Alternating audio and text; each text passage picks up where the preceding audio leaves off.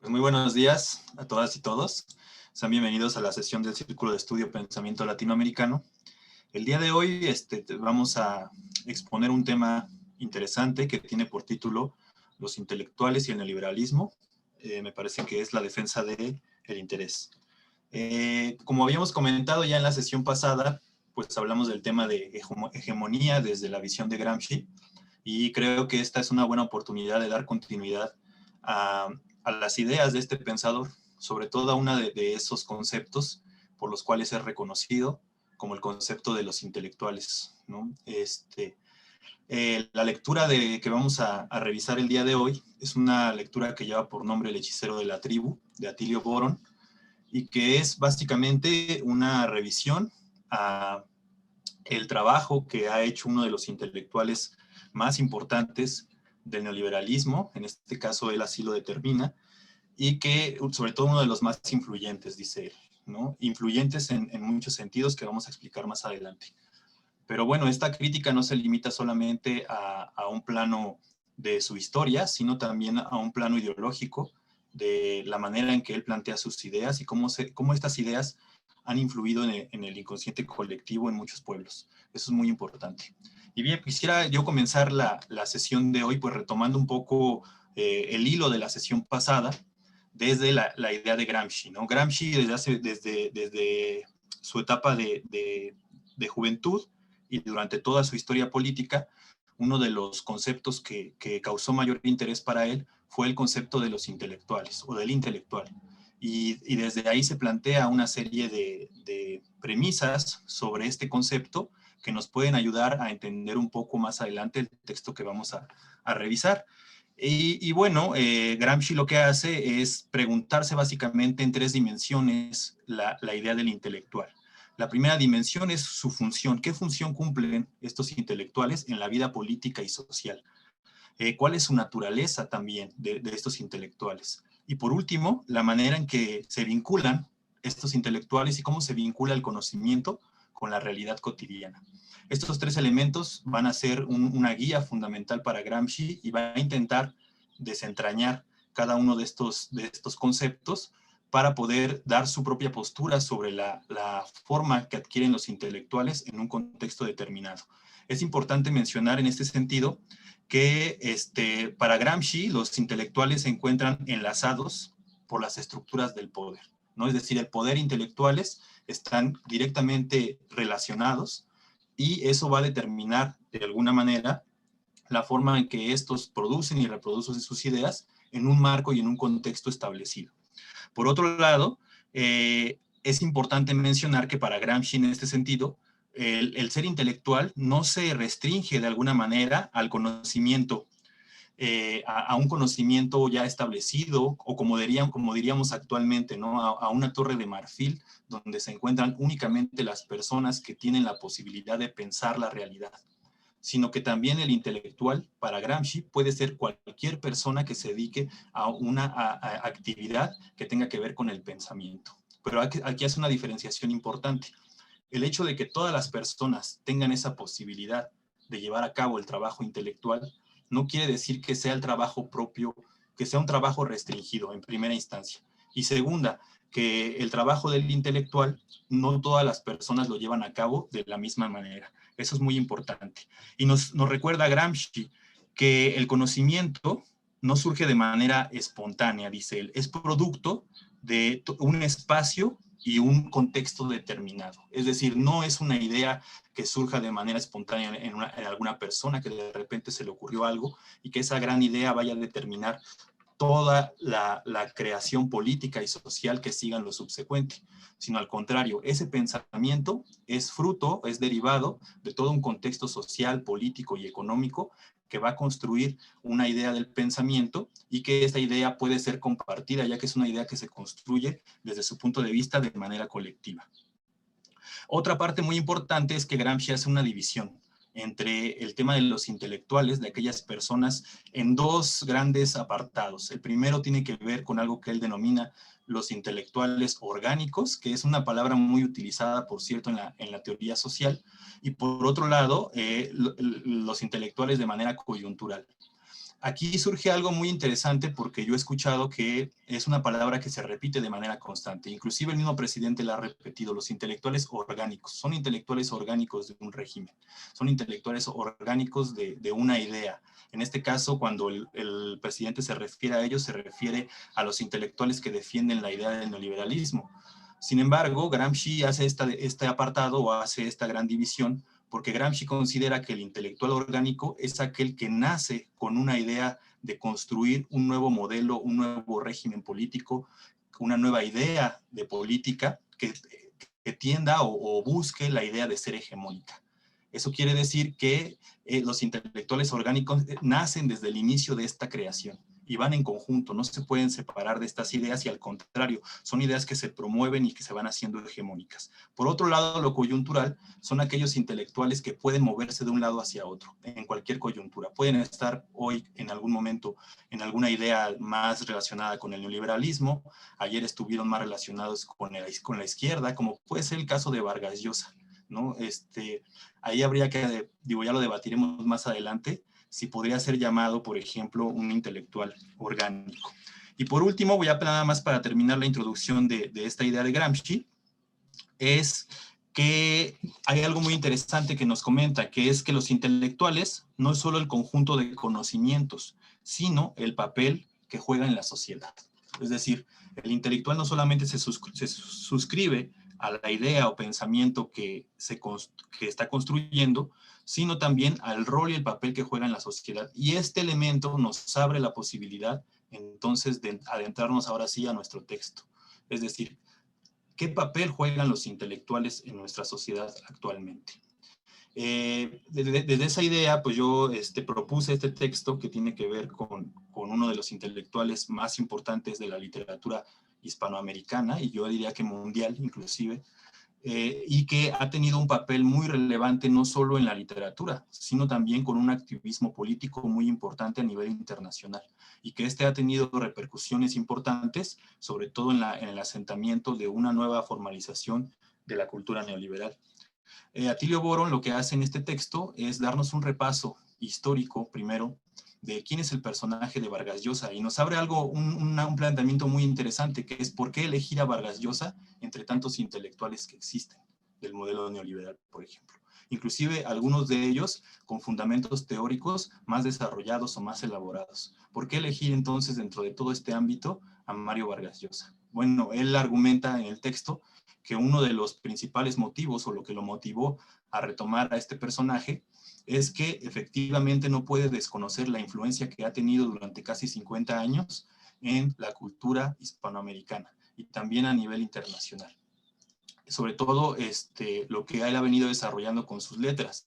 Esto también nos comenta dentro del libro que no puede dejar de lado la extraordinaria prosa con la que escribe, ¿no? De alguna manera él da este reconocimiento a la forma en que Vargas Llosa es capaz de expresar todas sus ideas y que esto sin lugar a duda ha influido en una gran cantidad de personas en distintos países. Pues bien, nos hace un repaso primero histórico de quién es Vargas Llosa y cómo ha venido a lo que Atilio Boron llama la metamorfosis de su pensamiento. Es decir, cómo Vargas Llosa se ha venido desarrollando en el ámbito político y de las letras. Primero, en el ámbito político, él nos menciona un dato muy interesante, que es que Vargas Llosa durante su juventud participa directamente en las juventudes comunistas del Perú, ¿no? Donde él participa de manera activa como militante, y ahí es donde tiene su primera, digamos, acercamiento político a la realidad. En esta realidad de Vargas Llosa, bueno, después va a tener un desencuentro con esta visión, sobre todo marxista, de la vida, y él va a tener un desencuentro con esta idea por distintas situaciones.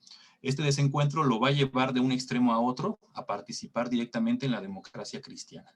En la democracia cristiana, bueno, él va a desarrollar una serie de trabajos y de actividades que propiamente no abonan mucho en este libro. Nos hace una propuesta por ahí que podamos leer más a fondo sobre este tema, pero lo que sí nos menciona es que nuevamente después del año 59, que es cuando llega la Revolución Cubana, esta emotividad de Vargas Llosa por los cambios y transformaciones lo va a llevar nuevamente hacia la idea revolucionaria. En este caso, la idea revolucionaria que se estaba gestando en Cuba en el año 59. Él, estando en París, pues va a apoyar directamente al régimen cubano y se va a enrolar en un activismo político importante durante esta época, defendiendo prácticamente los aspectos fundamentales de la revolución y sobre todo participando de manera activa, escribiendo en torno a la revolución, pero también tomando estos contextos para poder ir creando parte de su obra. Después de esto, nuevamente Vargas Llosa va a tener una ruptura, sobre todo en un caso particular, que va a marcar un momento importante en su vida y al cual él no va a estar muy de acuerdo con lo que se presenta en la isla o lo que desde su percepción no está funcionando como un régimen adecuado. En este caso, el caso que se presenta es el caso Padilla, de un escritor que es sentenciado, que es de alguna manera puesto preso en la isla por estar en contra del régimen, ¿no? Así se dice. Para los que tuvieron la oportunidad o tendrán la oportunidad de leer los capítulos posteriores, se habla de este caso, ¿no? Y cómo fue utilizado en algún momento como un caso emblemático para que inclusive muchos autores, como el caso de Vargas Llosa, pudiera deslindarse de esa idea. Pero bien, aquí después Atilio Boron, al hacer esta precisión sobre la importancia de abordar autores como Vargas Llosa para poder describir, nos comenta Atilio Boron que a él le parece muy importante porque Vargas Llosa ha sido muy influyente en todo el mundo. Y no solo eso, sino que ha tenido el apoyo de innumerables organismos a nivel internacional que han apoyado de manera activa toda su obra y su trabajo posterior a ese cambio de apoyo a la Revolución Cubana en adelante. Y todos estos organismos a nivel internacional han creado toda una estructura de divulgación que ha permitido que sus ideas lleguen a muchos territorios, y de ahí basta su importancia en poder hacer este artículo. Después Atilio Boron lo que nos hace es un recuento de, bueno, ¿y qué sucede en la mente de un personaje como Vargas Llosa para ir de un extremo a otro, para cambiar de manera ideológica, de manera tan drástica? Y pone en el centro un tema muy importante, que es el efecto que puede tener el contexto histórico. Y con el contexto histórico me refiero a la caída de la gran idea de revolución que existía en el mundo en aquellos años, ¿no? Cuando todo lo que tú concebías como una realidad se cae ante tus ojos.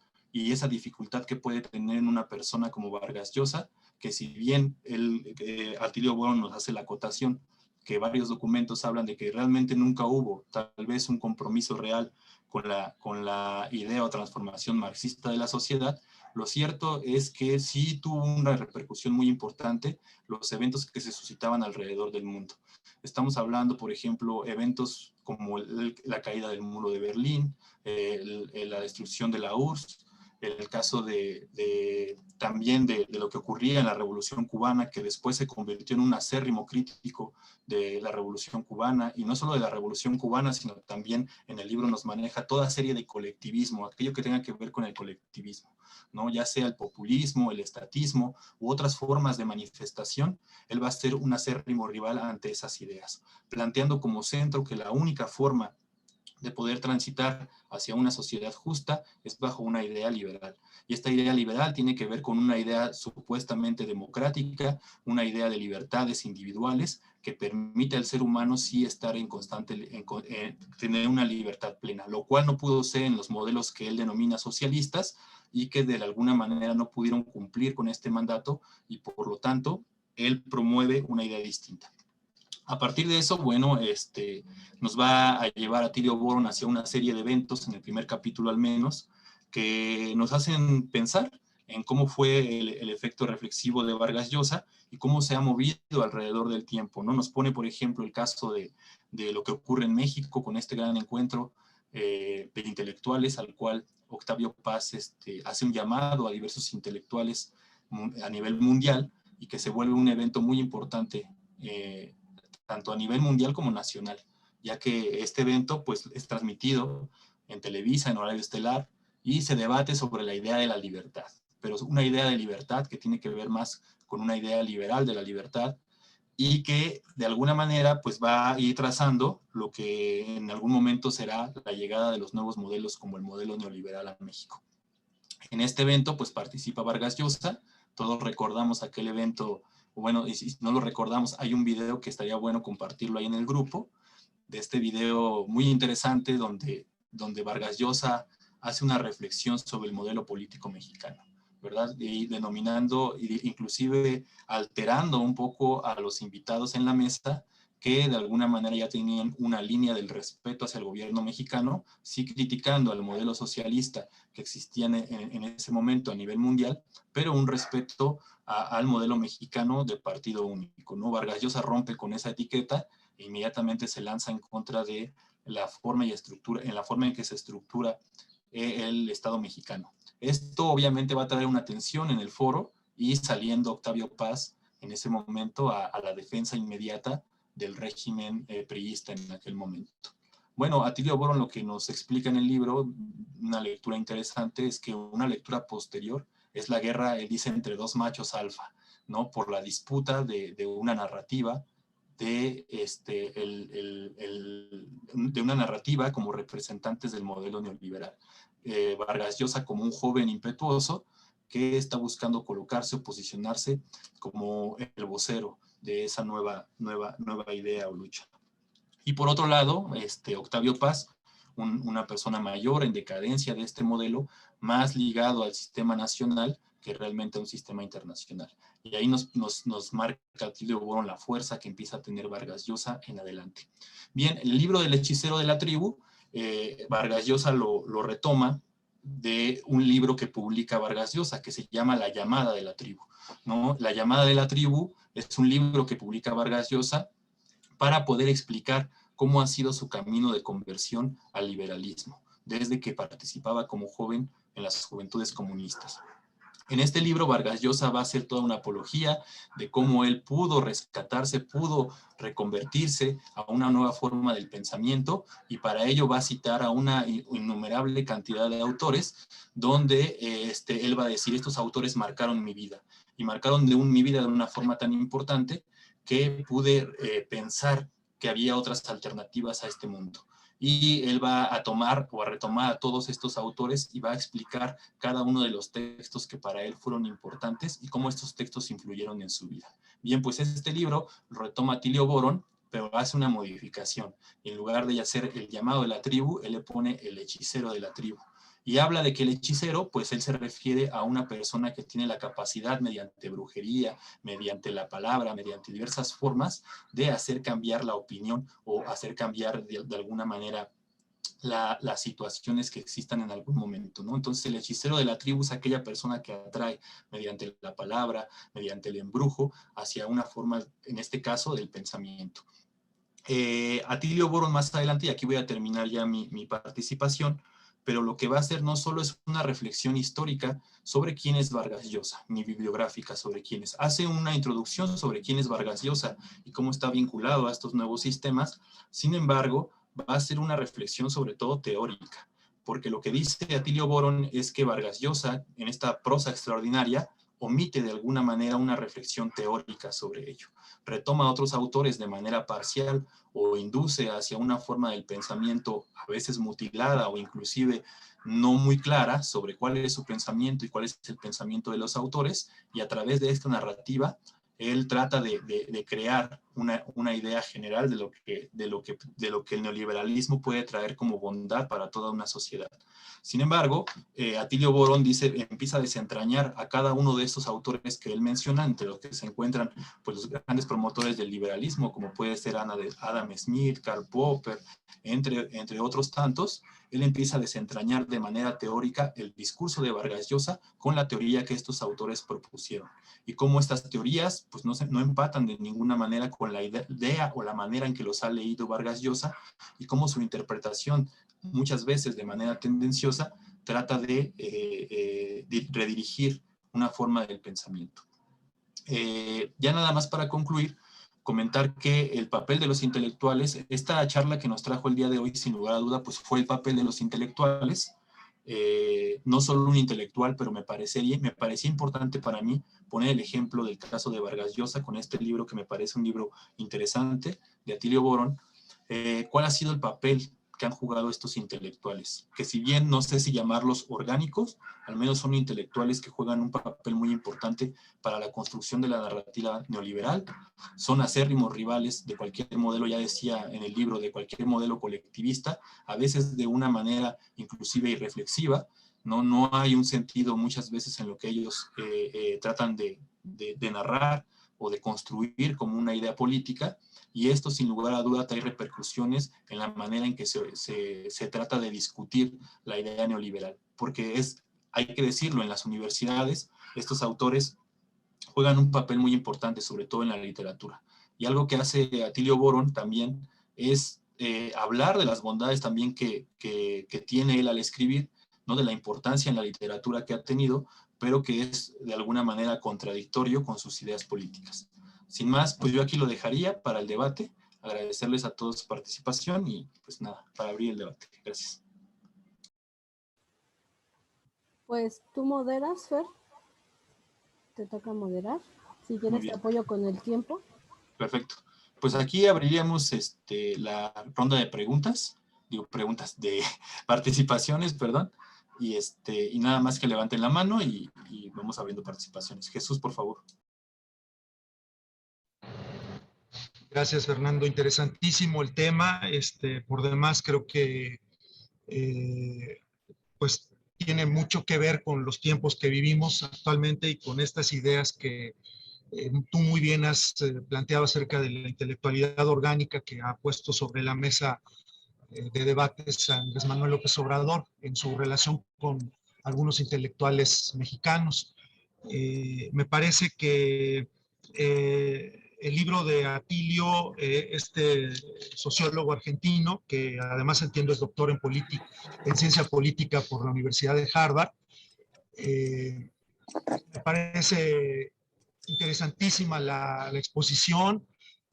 Lamento solamente haberme podido concentrar en el primer capítulo, donde alude directamente todo este tema que ya expusiste tú, y en el último capítulo, donde habla sobre liberalismo, libertismo y democracia, ¿no? Que creo que son centrales. Desafortunadamente por el tiempo no me dio la oportunidad de profundizar en todos los demás temas, pero creo que es un libro que no tiene desperdicio, ¿no? Me parece fundamental partir, como lo hiciste tú, del tema anterior, en torno a la hegemonía y las ideas de Gramsci, en el sentido de, yo lo único que añadiría, pues es a lo que tú ya expusiste, Fernando, es en el hecho de decir, Gramsci justamente lo que piensa es que el intelectual es un intermediario entre el Estado o entre el poder y la sociedad. Y en ese sentido, la tarea del intelectual para Gramsci es social, como lo habíamos comentado en el debate anterior, ¿no? Yo creo que es fundamental entender desde dónde habla un intelectual para poder valorar su obra, ¿no? Y creo que eso es lo que hace Atilio al decir, bueno, a ver, Vargas Llosa pasó de ser defensor de la izquierda y además militante del Partido Comunista en Perú y candidato a la presidencia, a convertirse en un intelectual orgánico en el sentido que le da Andrés Manuel al hecho de estar ligado de alguna manera a los poderes económicos y políticos de su tiempo, ¿no?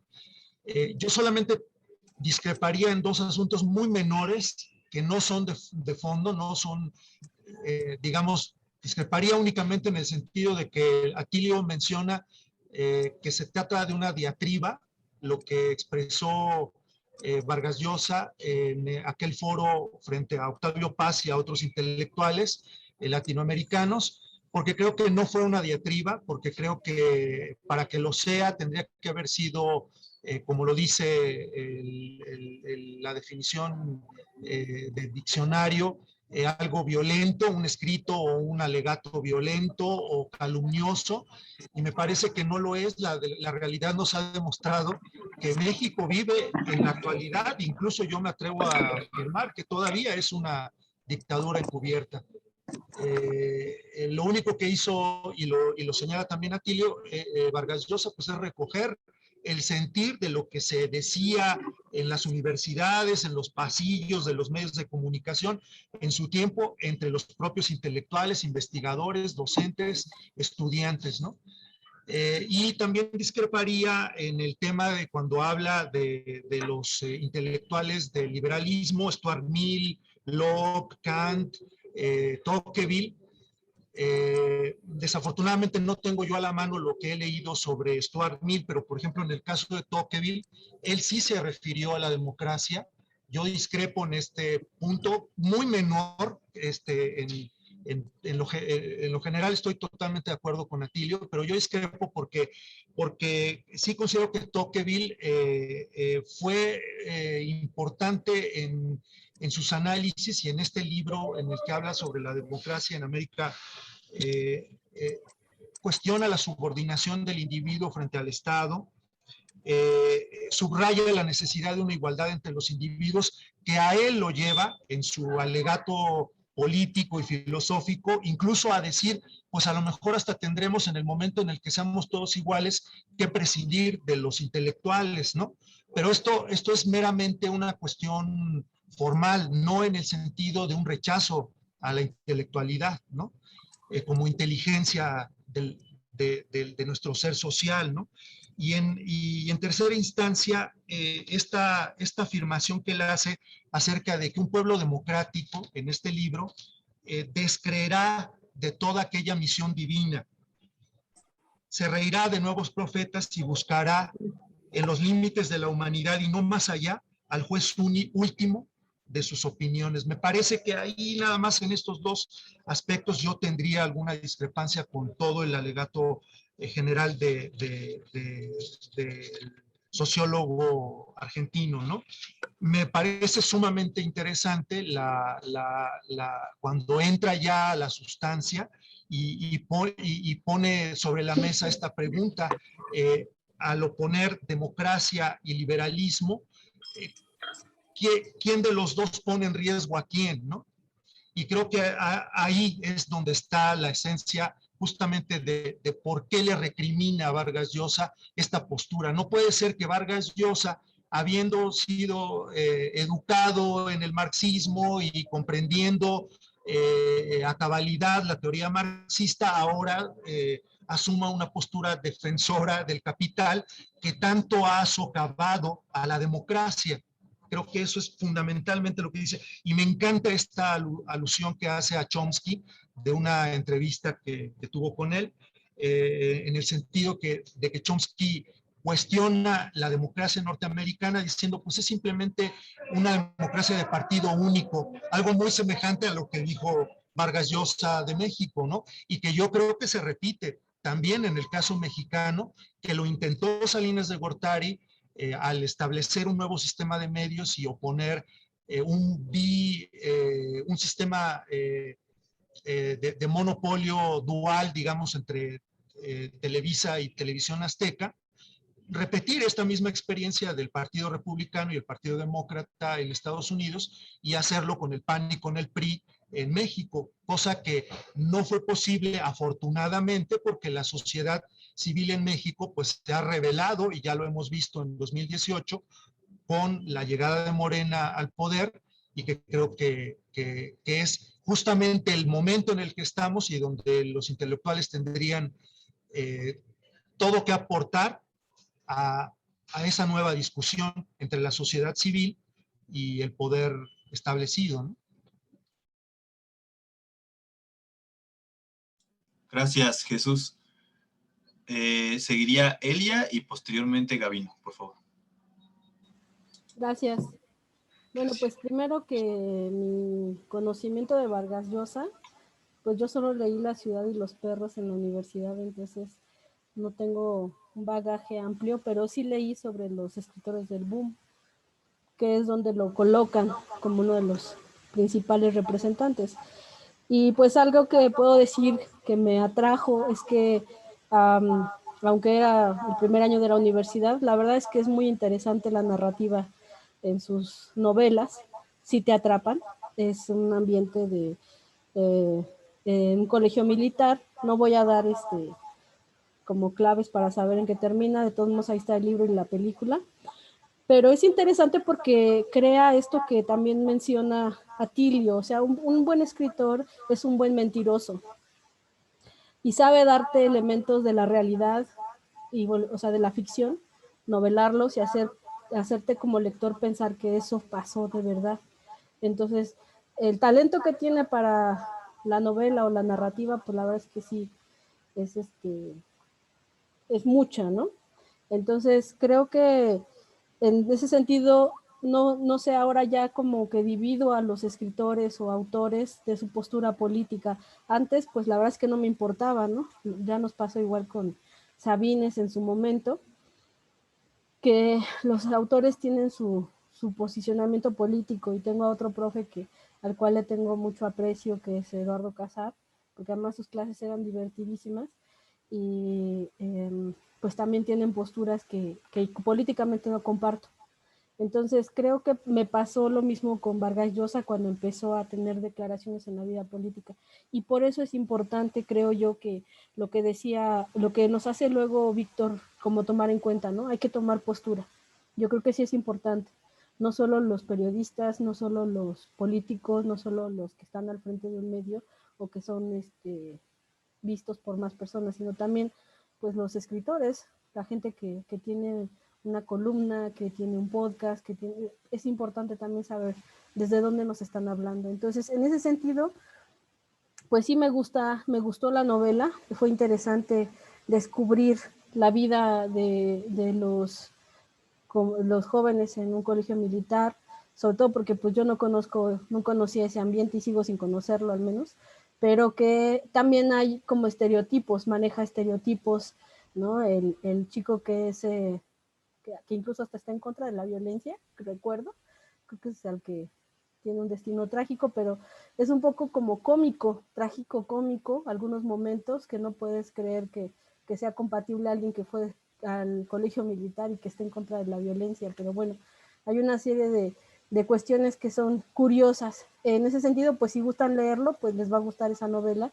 No creo que sea algo que, como ahora lo que escribe, ¿no?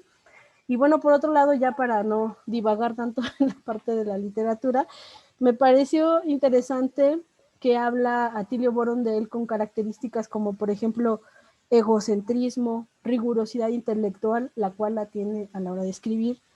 Es un gran divulgador, es inteligente, y su estilo literario es elegante y seductor. Y eso me parece que se convierte en lo que el personaje que hoy sabemos, ¿no? Quién es Vargas Llosa.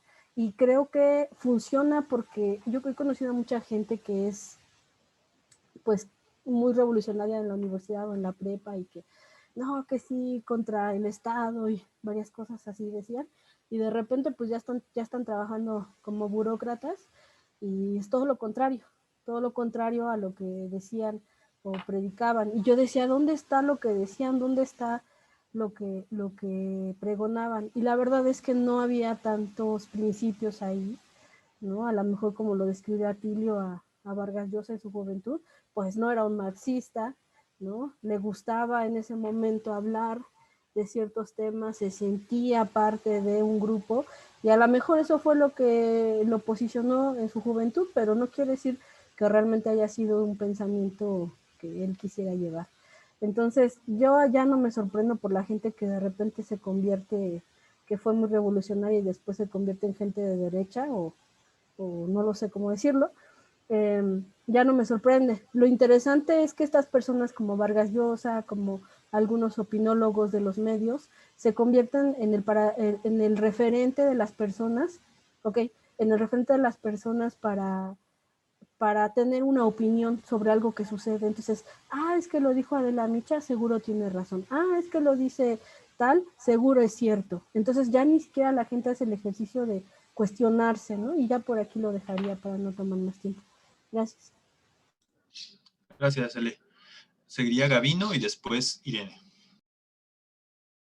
Sí, gracias. Espero se me escuche bien. Pues efectivamente considero que esta lectura era indispensable. A mí me está sirviendo mucho para orientarme, porque efectivamente ante la granja de bots que existen, ante los influencers, ante un sinnúmero de autores que emulan a Vargas Llosa, pues yo me preguntaba, bueno, pues de dónde sacan tantas ideas tan originales, ¿no? Para rebatir cualquier cuestión vinculada con el Estado o con lo colectivo, ¿no? O con algo alternativo a lo que sería el neoliberalismo. Y bueno, y gracias a esta lectura, pues ahora me percato de que precisamente está basado en el odio que este tipo de personas le tienen, pues por ejemplo, la cuestión histórica, ¿no? Eh, Niegan la existencia de la historia, esto en el capítulo 5 o 6 del libro, no lo recuerdo bien, pero ahí está plasmado. Y pues obviamente que pues si niegas la historia, niegas los hechos, pues puedes partir de cualquier cosa pues para tratar de sustentar teóricamente pues, cualquier idea, ¿no? Aunque obviamente pues no con los resultados teóricos esperados, sino pues tergiversando totalmente pues lo que es la realidad, ¿no? Y bueno, yo creo que es parte del método sistemático que utilizan todas estas personas pues para realizar su actividad. Y bueno, no tenemos que ir muy lejos. México, como ya se mencionó, pues tiene a sus propios Vargas Llosa, ¿no? Uno de ellos Octavio Paz, pero pues más adelante pues sufrimos a Carpizo o a Luis Pasos, ¿no? Por ejemplo, ¿no? Y lo que me preocupa es que precisamente este tipo de autores, de pseudos intelectuales, que más bien, como ya lo menciona el libro, son publicistas del liberalismo o neoliberalismo, pues cunden actualmente, ¿no? Incluso en las universidades, pues ya son los que imparten clases, los que están formando a un sinfín de generaciones, pues bajo este esquema de idea, ¿no? Yo, por ejemplo, recuerdo un libro de Luis Pasos en donde, pues precisamente, pues acusa al Estado de querer imponer a toda costa a las empresas el pago de un salario mínimo a los trabajadores, cuando la realidad, según Luis Pasos, demuestra que el 80% de las empresas no es capaz de poder pagar ese salario mínimo, ¿no? Yo me remito al pie de página y veo que el dato que sustenta Luis Pasos es de la década de los 50 en un libro que publicó en los 80, ¿no? O sea, a ese grado llegan pues ese tipo de personajes pues para tratar de manipular pues la realidad y para tratar de sustentar sus argumentos. Entonces, pues yo felicito a quien haya propuesto esta lectura porque en realidad sí nos da claridad con respecto a lo que está sucediendo. Y bueno, yo invito a los que nos acompañan hoy y a los que lleguen a ver este video, pues que hagan la lectura completa de este texto. Gracias. Gracias, Gabino. Continúa, Irene, por favor. Sí, muchas gracias. Bueno, primero que es interesante la presentación que nos hizo Fernando sobre la pregunta que se hace Gramsci, ¿no? Que básicamente se puede resumir en a qué necesidad responde que exista este tipo de actores en una sociedad. Y bueno, ahora sí que disculpen la referencia, pero es la que tengo. Marx decía, y bueno, y más bien Sartre planteaba, más que Marx, que todo se descubre a partir de la necesidad. ¿Qué necesidad satisface un actor, en este caso del texto, como Vargas Llosa? Y bueno, ya hay un montón de Vargas Llosa por todo el mundo, en nuestra delegación, en el ámbito laboral, sobre todo académico, hay un montón de Vargas Llosa. ¿Y por qué digo que hay un montón? Yo, por ejemplo, veo, ¿no? ¿Por qué en nuestra época aparecen estos sujetos que se suponía eran muy radicales y eran marxistas en muchos casos, o militaron en alguna organización política, aparentemente de izquierda, o en algunos casos sí lo era de izquierda, pero bueno, ellos finalmente toman otro rumbo, ¿no? Y esa es la pregunta. ¿Qué, ¿Qué fue lo que hizo posible que estos personajes intelectuales, vamos a decirlo así, o académicos en muchos casos también, renunciaran a una postura política que en la juventud, porque casi siempre ocurrió eso, eran muy entusiastas, muy participativos? Y bueno, ya en algunas cosas el texto nos lo pone, aunque también nos lo hizo mención Fernando, el contexto histórico. Uno, por ejemplo, ve a los españoles que salieron huyendo por la guerra contra la República, llegaron a México y se mantuvieron firmes hasta su último aliento. Y podemos nombrar no solo a Sánchez Vázquez, a un montón de gente que sostuvo su postura política, pues que prácticamente en muchos casos, en el caso de los españoles, les costó la vida, ¿no? Hay muchas historias, muchas películas respecto de la valentía con la que asumieron la defensa de esta propuesta democrática en España a principios del siglo pasado. Pero por ejemplo, si pensamos en Estados Unidos a mediados, justo cuando se da el periodo entre guerras en la primera mitad del siglo XX, Estados Unidos obligó a costa de perder la vida a los académicos, a los investigadores a renunciar a dimensiones éticas de su profesión y a producir armas biológicas o químicas. Esto fue un proceso, algo que ellos hayan querido hacer, sino porque les pusieron prácticamente entre la espada y la pared. Entonces, lo digo porque me parece que la renuncia a una propuesta política se produce históricamente. Se generan las condiciones materiales para que esto ocurra. No es solamente que Vargas Llosa personalmente sea un cobarde y que renuncie a estas propuestas políticas, sino que históricamente, materialmente, hay condiciones de lo social que están abriendo estos caminos y que obligan en muchos casos a mucha gente a tomar estas posturas completamente antihumanas, ¿no? Antiéticas. Entonces, bueno, primero eso, el contexto histórico, que yo desde mi perspectiva y por muchas cosas que hemos venido discutiendo dentro del círculo, por lo que he leído, veo que el sueño americano, esta imagen de una civilización de consumo ilimitado, abre muchas posibilidades y si tú eres de izquierda, pues ni te dan trabajo, ni comes bien, y te la pasas en la lucha y con muchas carencias. Entonces, cuando vemos la biografía, bueno, ni la biografía, estos señalamientos que hace Atilio sobre Vargas Llosa, en realidad a Vargas Llosa el sistema, sobre todo este sistema que ya apuntaba hacia el neoliberalismo, este modo de producción, gracias Fer, petrolero, basado en el patrón petrolero, pagó los servicios, ¿no? Hasta nombramiento de la jerarquía, digámoslo así, ay, se me fue la onda, de todos esos imperios, ¿no? En España, le dieron un nombramiento de marqués, entonces compraron su posición política. Entonces, materialmente quedó vinculado y le da miedo, todo este odio que genera sus discursos últimamente es la expresión de un miedo a la pérdida del acceso a esta riqueza, a la cual no tendría si se hubiera quedado, digamos, en una postura de izquierda.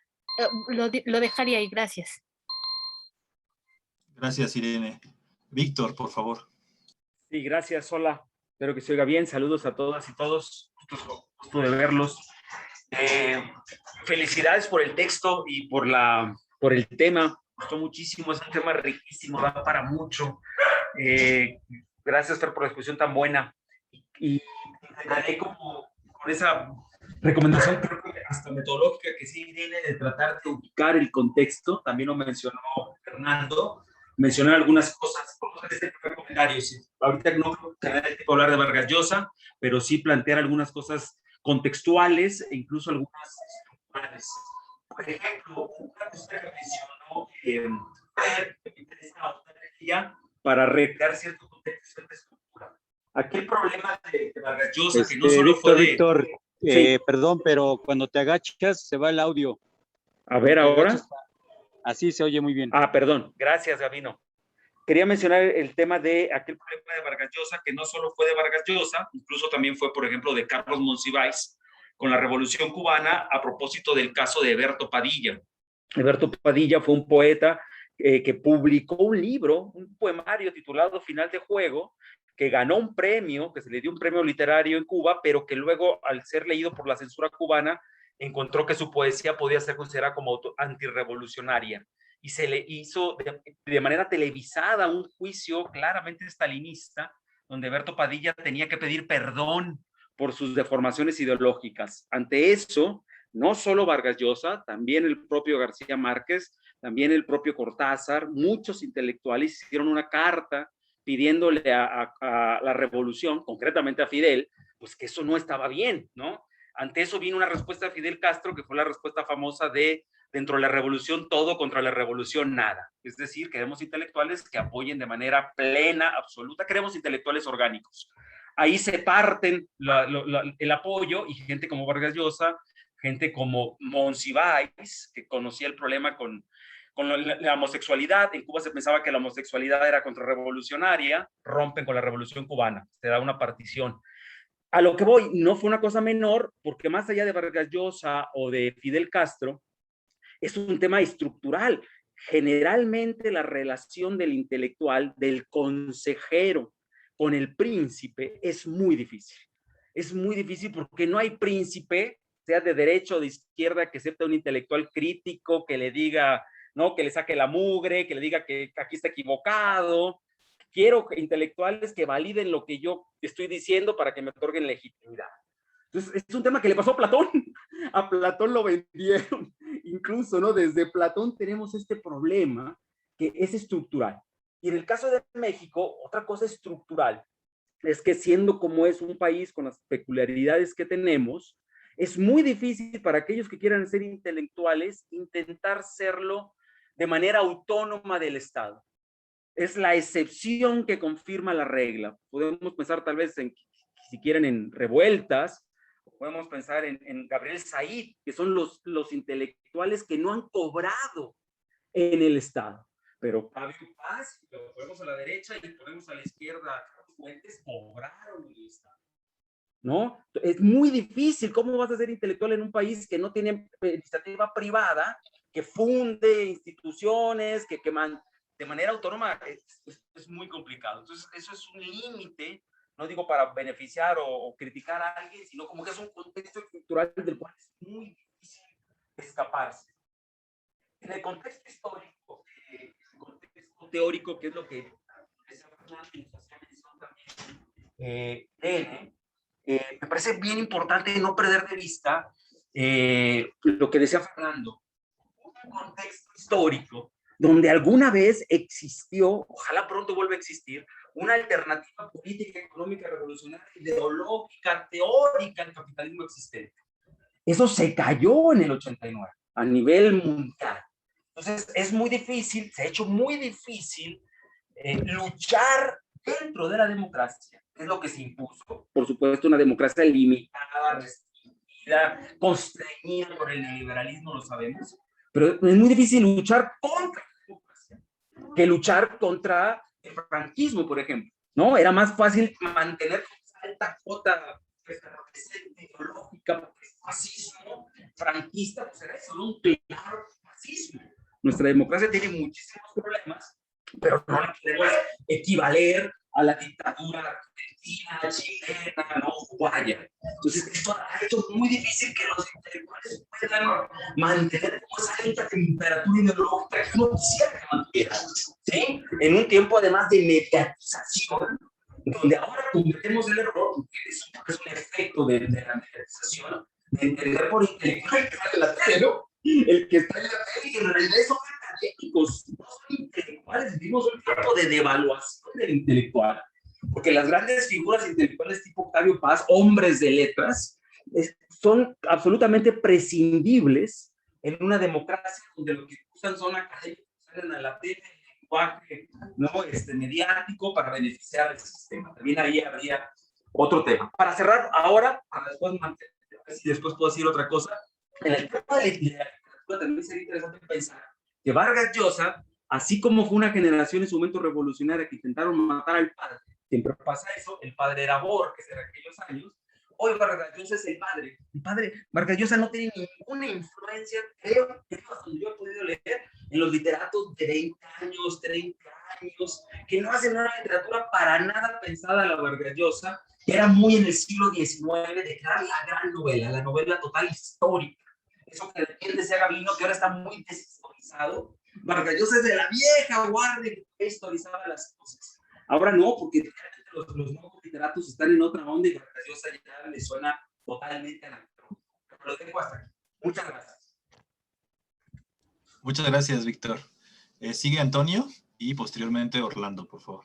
¿Qué tal, compañeros? Muchas gracias, Fernando, por la exposición introductoria. A mí me resaltó mucho, siguiendo esta cuestión de la hegemonía, referir cómo en México precisamente están cooptados los intelectuales por parte del Estado, ¿no? Y que precisamente en este foro que hizo en Televisa Octavio Paz, pues se lo recriminó Vargas Llosa, ¿no? Y lo refiere el texto, ¿no? Pues sí, él lo dijo pues en forma tal vez muy venenosa, pero muchos exiliados que estuvieron aquí en México, pues sabían de antemano esa situación, ¿no? Que por medio de los ingresos económicos, pues los intelectuales estaban en cierta forma alineados con el régimen, ¿no? Y a lo mejor incluso como lo decía el compañero, ¿no? O sea, contra la revolución nada, ¿no? O en este caso, ¿no? Contra el gobierno de México tampoco nada, ¿no?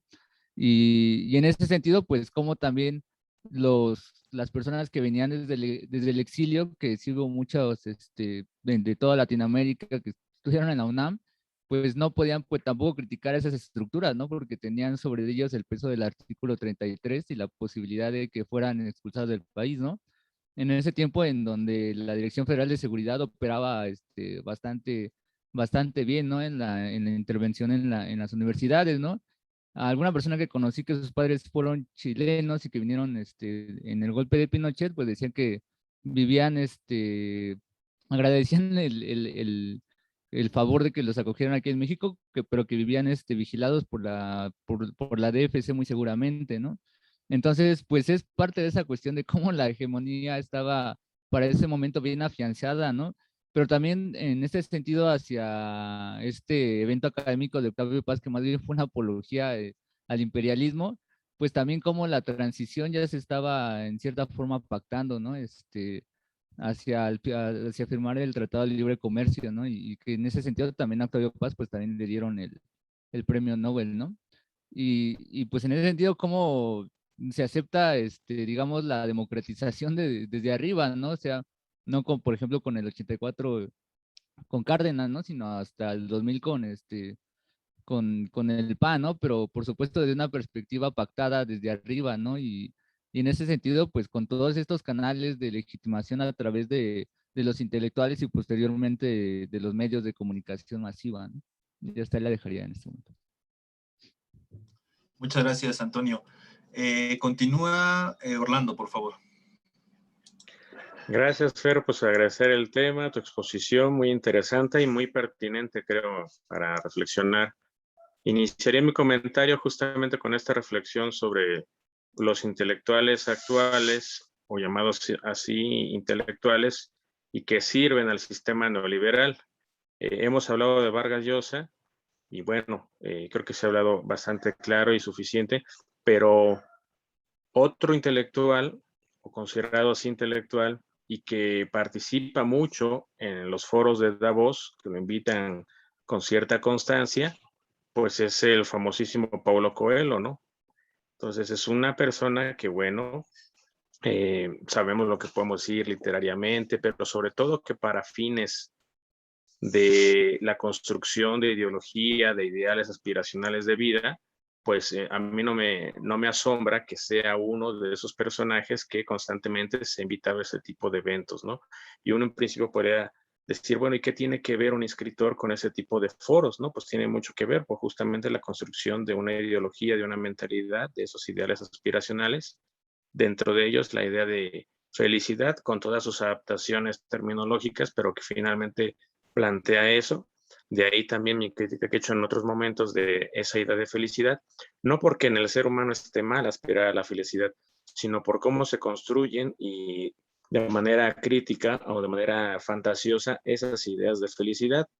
Inclusive es curioso cómo dentro de la militancia a veces se promueve autores que formarían parte de este pensamiento liberal que nos menciona Attilo, y que bueno, pues forman parte de ese mismo esquema, como Bertrand Russell, ¿no? Que luego lo promueven por una reflexión seria sobre el tema de la felicidad y no es el caso, ¿no? Forma parte entre Bertrand Russell y Popper, no hay mucha diferencia por dejar ahí clara esa distinción. Y bueno, por otro lado, pues el valor en cuanto a inteligencia, habilidades, conocimientos que puede tener un intelectual, en la forma de escribir, la forma de organizarse, las tácticas y estrategias que puede tener una persona a nivel formativo, pero eso no necesariamente garantiza o hace una persona buena o que le interese la justicia o que le interese la libertad. Eso no tiene nada que ver con ese tipo de respuestas que uno pudiera esperar. Para ello es ahí donde entra la ética. Si no está la formación ética, eso no ni siquiera podemos plantearlo, ¿no? Porque una persona está en un espacio y deja de estar ahí y después se va a otro espacio, inclusive contrario, ¿no? De la izquierda a la derecha. ¿Por qué? O simplemente porque de repente era muy activo y después deja de luchar. Bueno, pues a lo mejor tiene que ver con el contexto histórico donde vivimos en una sociedad global, donde los temas de la ética difícilmente han sido temas de orden público, siempre han sido, al menos dentro de los últimos siglos, discusiones de orden privado. Se piensa que los seres humanos ya somos buenos o somos malos, o bien se piensa que esto solamente es tema de discusión en el ámbito privado, como la educación que te dan tus padres y para la de contar. Entonces yo creo que eso es muy importante y por último termino con justamente esta idea, ¿no? De tampoco creo que Kant esté dentro del pensamiento liberal, como lo menciona ahí la lectura. Justamente creo que ahí sí es parte de la relectura que tienen que hacer, que es necesaria hacer dentro del marxismo, porque Marx mismo a cada rato está citando a Kant o hablando en términos kantianos, en términos del imperativo categórico, en términos de pensar la necesidad de la ética, y Kant mismo a su vez en sus obras pues da pie teórico para pensar en la ética y una ética que claramente confronta con el capitalismo. Entonces, bueno, pues ahí señalar ese punto para que pues hagamos también esa lectura crítica de cuáles son los autores que se clasifican dentro de ese pensamiento. Muchas gracias.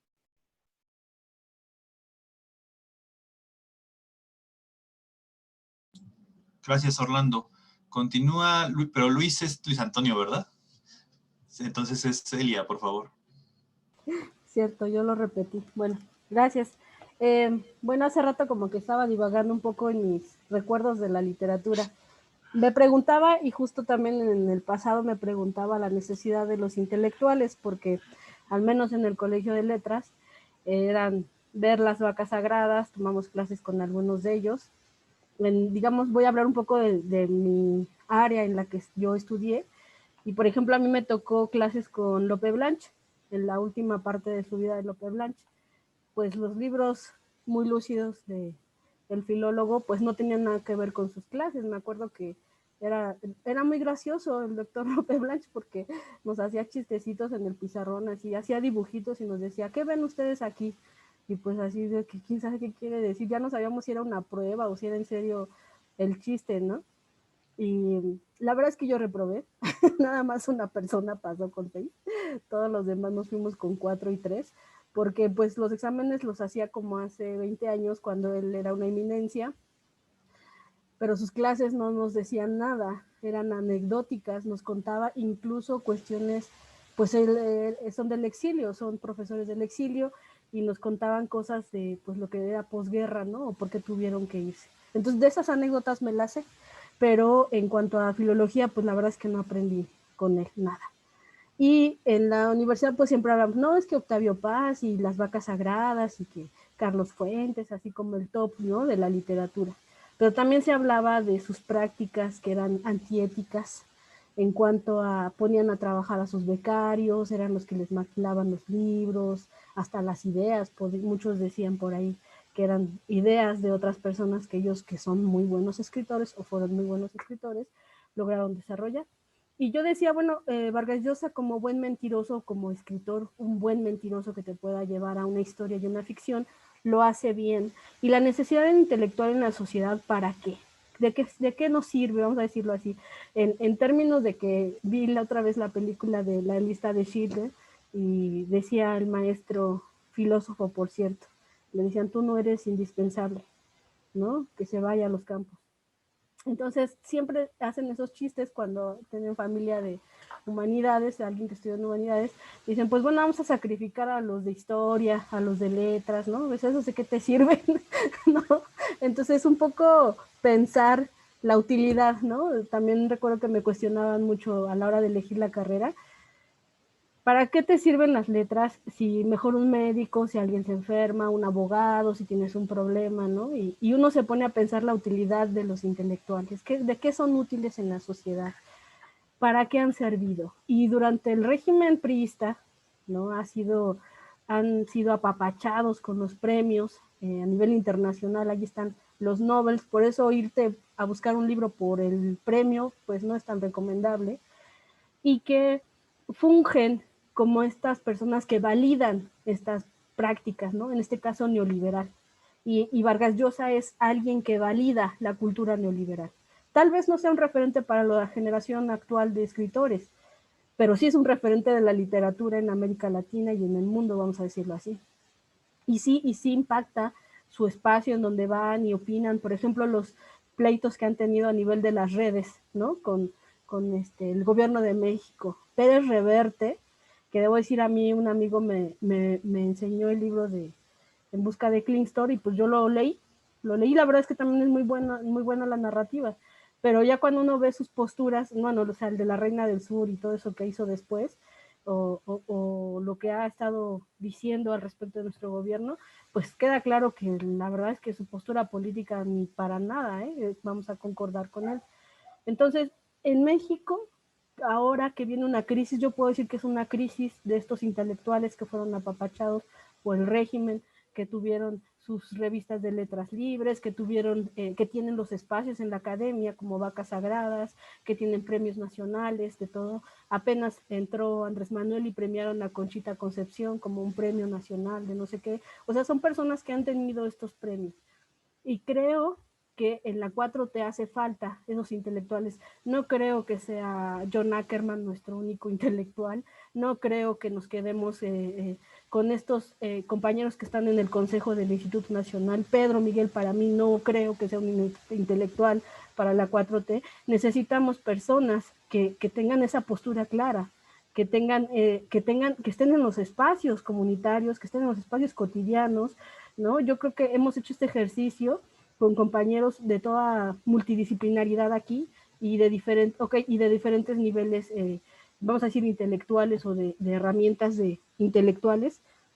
Y bueno, yo nomás terminaría con esto. Me parece que tenemos que buscar que los espacios de la comunidad con los del pensamiento tengan más que ver que a nivel de solo los medios o solo los espacios selectivos de la academia, ¿no? Gracias. Gracias, Cele. Continúa Irene. No, sí, Irene, ¿verdad? Y posteriormente Víctor, por favor. Sí, gracias. Bueno, esto que decía Eli, ¿no? Sobre la necesidad y también esto que ya habían comentado de qué ocurrió en la etapa neoliberal, que un poco es una continuidad del siglo XX. El gran sobornador, vamos a decirlo de esta manera, del neoliberalismo en México fue Carlos Salinas de Gortari. O sea, cómo apapachó a un montón de intelectuales que los puso prácticamente en sus manos. Y ahí pues es una situación de quebrar la ética, la disciplina académica, la verdad, ¿no? Digamos, romper con todo, al menos con lo que algunos consideramos los principios básicos para poder dar incluso una opinión en el ámbito académico o intelectual. Entonces, Carlos Salinas de Gortari, bueno, los invitaba a eventos, a cenas, a pláticas.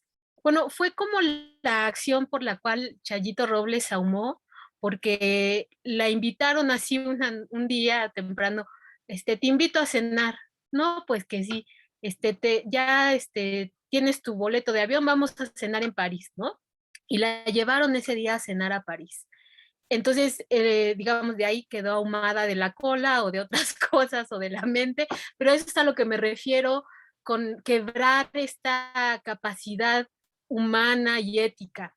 Todos estos intelectuales a los que Salinas de Gortari, desde Elena Poniatowska, discúlpenme, pero Elena Poniatowska se sentaba con Salinas, un montón de gente que realmente no le importó, bueno, este periodista que también ya murió, bueno, un montón de gente que se sentó con Salinas de Gortari y los sobornaba, o sea, les ofrecía espacios, les ofrecía cátedras en universidades, los paseaban, los promocionaban, en fin. Yo lo que quiero decir es que así como Atilio Borón menciona cómo a Vargas Llosa el sistema pagó por sus servicios, esa fue, digamos, la lógica con la cual se comportaron los gobiernos de América Latina, tanto las dictaduras, bueno, las dictaduras no sobornaban, esos les ponían el arma en la cabeza o los desaparecían, ¿no? ¿Cuántos artistas, cuántos intelectuales no fueron asesinados de esa manera? Pero digamos, a otros sí los doblegó por esta situación de pues, o me doblo o pierdo la vida o me voy al exilio. Entonces, yo por eso sigo pensando en este señalamiento que nos hizo Fernando al principio, cómo es que es el contexto histórico el que produce este tipo de intelectuales. No son casualidades, no es porque eran unos cobardes, bueno, también fueron cobardes, pero hubieron condiciones materiales que hicieron que su cobardía se convirtiera en una situación de éxito. Entonces, junto a eso, por supuesto que están los medios masivos de comunicación que van a reproducir esta postura decadente de desencanto. Por ejemplo, yo veo las últimas películas, ¿no? Esta del Thanos, ¿no? De que hay que desaparecer a la mitad de la población porque sobra gente, ¿no? Y yo me pregunto, ¿quién sobra? Nadie sobra. Para una sociedad, cada ser humano nuevo existente es una riqueza infinita de la cual no nos podemos perder. Entonces, pensar en que hay población prescindible realmente es una postura pues fascista, decadente, y también los intelectuales promueven este tipo de pensamientos. O sea, pensemos en los intelectuales sobre todo.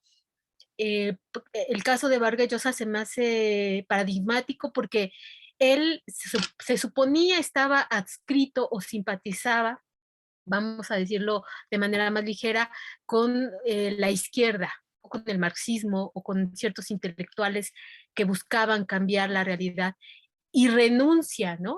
Abdica respecto de estas aspiraciones políticas de juventud, pero porque van produciéndose en el ámbito mundial y nacional una serie, en el caso del Perú, porque estamos hablando de Perú, situaciones que lo van a orillar a comportarse como lo que ahora es, ¿no? El neoliberalismo. Yo nada más quiero que pensemos en el caso del Perú, el caso del actual presidente que fue electo, que incluso se niega a decir que es de izquierda, ¿no? Renuncia a la posibilidad de decir que su postura es de izquierda porque precisamente está respondiendo a esta situación a la que han sido orillados en el Perú por estas condiciones. Yo le dejaría ahí para que pudiéramos escucharnos otra vez. Gracias.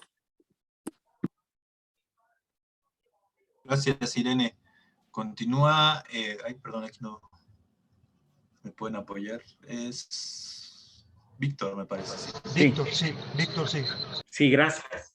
Enriqueciendo lo que decía Irene, en esa capacidad político de seducir intelectuales que legitimen su posición, enriqueciéndolo, pensaba hacia atrás. Cuando ella dijo Rosario, yo pensé en Rosario Castellanos, también seducida por el régimen, en este caso priista. Por supuesto, ustedes mencionaron a Jaime Sabines, podremos ir más atrás, Martín Luis Guzmán, ¿no? Un hombre de las letras de la Revolución, que después fue diputado priista. Bueno, lo que voy, no sé si la pregunta para complejizarlo sea, ¿aquellos acaso tuvieron una ética menos cuestionable porque en su momento apoyaron el nacionalismo revolucionario? Es decir, la hegemonía autoritaria del PRI que duraría 71 años. Se me hace difícil decir, bueno, estos tuvieron una ética 8, pero en cambio los que ahora apoyaron el liberalismo, esos sí tienen ética 6. Es complicado, porque no se trata como de no hacer esa distinción y plantear, el problema es estructural, el problema es siempre va a recibir los cantos de sirena del Estado, del gobierno. Bien decía ahorita Irene, Elena Poniatowska, el propio Carlos Monsiváis, hay un documental que se puede ver, creo que está en internet, que se llama La Muñeca, donde te muestra cómo todos ellos, Carlos Monsiváis incluido, estaba en las celdas. Con todo y eso, echamos mucho en falta a Monsiváis. El único que más o menos era declaradamente de izquierda, se podía pitorrear en la televisión de Krause y esa gente, pues ha hecho mucha falta a Monsiváis. Entonces, bueno, el tema es bien complicado, es bien difícil. Y no obstante, quizá irresoluble, decía Elia, ¿para qué los queremos? Bueno, pues yo entiendo que en las sociedades precapitalistas ya había intelectuales.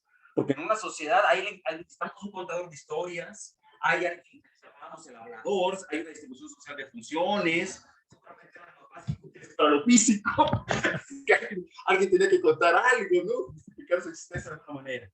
Bueno, un último punto que me interesa, creo que en el texto de Boron no está muy claro, y a mí me resulta un tema muy interesante, es la distinción entre liberalismo y neoliberalismo. En el caso del texto de Boron se asimilan. Y creo que ahí hay un problema atendiendo a la precisión que bien decía Orlando, hay que tener cuidado con los autores. Yo pienso, no va a alcanzar, yo pienso que es imposible que en el siglo XXI una izquierda no sea liberal. Yo nos entiendo a todos nosotros como liberales de izquierda. Ahora, también no solo debe ser liberal, no debe conformarse la izquierda con el liberalismo. Debe ser además socialista, republicana, hibridar el liberalismo de izquierda, porque el liberalismo nació con una posición revolucionaria, emancipatoria del individuo, liberales de izquierda, socialistas, enriquecer ese liberalismo para que no se quede, lo que decía Fernando, en una idea absurda, mínima de la libertad, que esa sí es una idea muy reduccionista que limita la libertad a solo libertad económica. Y sabemos que la libertad es mucho más que eso. Pero se me hace muy difícil en el siglo XXI de decir yo de izquierda y liberal, antiliberal. A lo mejor ahí estoy confundiendo el liberalismo con el neoliberalismo. No todo liberalismo es neoliberal. Insisto, en la genealogía del liberalismo podemos encontrar liberalismos de izquierda socialistas que fundaron la socialdemocracia y que dieron origen al estado de bienestar. Entonces, el problema es que ahora la versión dominante del liberalismo es esta versión empobrecida, doctrinaria y solo limitada a lo económico. Pero recordemos que hay liberalismo cultural, social, político. Uno puede ser liberal en lo político y no en lo económico. Uno puede estar a favor de las relaciones homosexuales y ser liberal en lo cultural, pero no en lo económico, ¿no? Es como un paquete así definido a priori. Muchas gracias. Muchas gracias, Víctor. Continúa Jesús, por favor. Sí, coincido con Víctor en esta última reflexión. Me parece que es importante también pensar que desde la caída del muro de Berlín y del bloque socialista, ya también las grandes ideas han dejado de ser como esos dos grandes polos desde los que se visualiza el mundo, Y entonces esto también llama a ir siendo mucho más específicos en determinadas luchas, en determinados puntos de vista con relación a la realidad, que al público también lo dividen, ¿no? De acuerdo con distintas preferencias, ideologías, modos de pensar, convicciones personales, religiosas, etcétera, ¿no? Yo mencionaba en el debate anterior, cuando hablábamos sobre hegemonía, de estas vías que menciona Gabriel Said, que son 5, como vasos comunicantes entre la intelectualidad y el poder, ¿no? ¿De qué manera el saber influye al poder? Y creo que en buena medida la observación que él hace en el sentido de que una de las más eficaces es la de la creación de públicos y la otra la de espacios universitarios, de reflexión, de investigación, pues nos lleva también a pensar que el trabajo del intelectual depende en buena medida de muchos elementos que se tienen que encadenar casi como en un esquema de producción, no necesariamente lineal, pero sí que involucra muchos esfuerzos para que las ideas del intelectual o estos puntos de vista que nos puede ofrecer sobre la realidad lleguen a los públicos, ¿no? En buena medida pienso también que el escrito que estamos analizando de Atilio Borón es en buena medida cumple también esa función del público original de Vargas Llosa, que le exige congruencia al final de cuentas, ¿no? Bueno, ¿por qué te pasaste ahora del lado contrario de la historia, ¿no? O del lado equivocado de la historia, desde el punto de vista de un académico que también al mismo tiempo es el público de este intelectual, ¿no? Yo creo que es del todo relevante la reflexión final que nos hace en el sentido de decir cómo el liberalismo y el neoliberalismo han ido socavando desde su origen, desde que se terminó el periodo de las guerras mundiales y cómo empieza a consolidarse la democracia, cómo empieza el liberalismo a acotarla, ¿no? Yo coincido enteramente con Atilio porque, por ejemplo, revisando las palabras de Friedman, aquí en Libertad de Elegir, es muy clara el proyecto neoliberal, es muy claro, va directo al grano, y es lo mismo que hizo Salinas de Gortari en México. Se trata de darle el mismo trato que al mercado, a la política, convertir a la política en un mercado de opiniones, de ideologías, de partidos políticos, de colores partidistas, y de esta manera también controlar, asumir un cierto control de las ideas. Lo mismo ocurre en los medios de comunicación. Fuentes reflexionaba en esto, creo, este libro estupendo que escribe sobre sus convicciones personales y entre otras habla sobre la intelectualidad y los libros y la lectura. Reflexiona y dice, no cumplen la misma función el medio de comunicación, la pintura, una novela. Bueno, pues al final de cuentas sí son como los espejeros a los que se refería Said, que mencionaba yo en el debate anterior, ¿no? Cada intelectual, cada artista, cada investigador, cada periodista, cada persona que trabaja con su creatividad, con su mente, que pone en juego la filosofía, el arte, la cultura, la política, en sus ideas, al final de cuentas trabaja con un espacio de subjetividad que debe crearse en el público para que nos pueda mover a cierta reflexión. Y esto está muy estudiado ya, ¿no? Gracias, Fernando. Y esto está ya muy estudiado. Entonces, me parece que para atender a la pregunta que me parece también esencial que hacen Fernando e Irene de origen en esta exposición, de cuál es la trayectoria que puede seguir un intelectual, que puede seguir un periodista. En el ámbito del periodismo se imaginarán ustedes lo que se vive en una redacción cómo se deciden las noticias, cómo se decide qué se publica y qué no. Fuentes decía, estamos ya tan saturados de información que parece que lo más importante es lo que no se informa. Parece que lo más relevante es lo que no nos dicen los medios de comunicación, ¿no? Entonces, es cierto, y muchas veces cae uno en la tentación como parte de esta república de las letras, guardadas todas las proporciones de acuerdo con el papel que cada uno juega dentro de esta gran república, que si uno no factura, pues está fuera. Si uno no tiene exposición en los medios, a través de los libros, a través de una beca en la universidad, a través de los espacios de investigación, pues está fuera de la jugada, ¿no? Entonces, esto es todo un tema que en buena medida puede desviar trayectorias o redirigir trayectorias, y por eso me parece que las reflexiones de Borón tienen toda la pertinencia en estos días, ¿no? Muchas gracias, Jesús. Creo que continúo yo, ¿verdad? Sí, yo quisiera darle continuidad un poco a lo que comentaba Jesús, y ahí es pertinente, creo yo, lo que comentaba al inicio sobre la diferenciación que hace Gramsci, ¿no? Entre el intelectual orgánico, que lo vería más bien como este arquitecto de esa gran teoría, que intenta en algún momento ser hegemónica, y por otro lado, lo que tiene que ver más con estos intelectuales como divulgadores, ¿no? Intérpretes de esa realidad. Porque también hay que decirlo, o sea, el intelectual, los que hacen esa intelectualidad más teórica, no muchas veces llega de manera directa a la población, que finalmente es hacia donde quisiera ser dirigida.